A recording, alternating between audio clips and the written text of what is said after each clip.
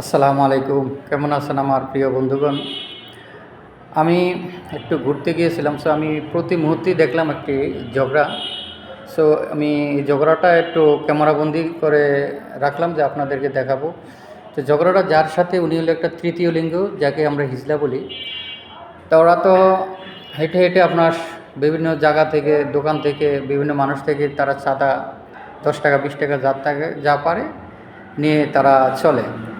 So সেটাই হয়েছে, একটি দোকানদারের সাথে টাকা নিতে যাচ্ছিল, তখন এই দোকানদারের সাথে তার সাথে একটু ঝগড়া হয়ে গেছে। আসলে আমরা এ সমস্ত মানুষদের সাথে ঝগড়া না করেই ভালো। ওদের তো মান ইজ্জত নেই, ওরা যে কোনো সময় যে কোনো অঘটন ঘটিয়ে দিতে পারে। তো মানুষের সামনে তারা কাপড় খুলে ফেলতে পারে।